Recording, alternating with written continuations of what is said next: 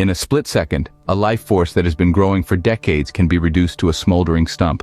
Such is the power of lightning when it strikes a tree. Imagine this, a cloud-to-ground lightning bolt, a brilliant flash of electric energy that's hotter than the surface of the sun. It all begins with a buildup of charges within a cloud.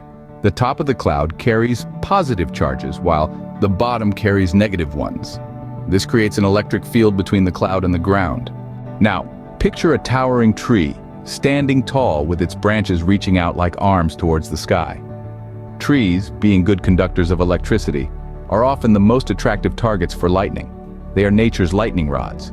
As the storm rages on, the electric field intensifies. The negatively charged bottom of the cloud induces a positive charge on the Earth's surface and on the objects on it, including our tree. This positive charge races up the tree, seeking a path to meet the negative charge from the cloud.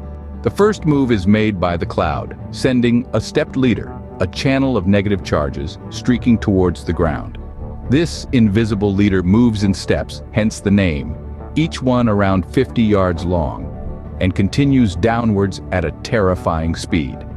As the stepped leader approaches the ground, the positively charged tree sends an upward leader, a streamer of positive charges, reaching out to meet it. When the two leaders connect, the path is set. Then comes the main event. The return stroke, a brilliant flash of light, travels up the path from the ground to the cloud. This is the lightning we see and hear. It superheats the air around it, causing a shock wave that we perceive as thunder.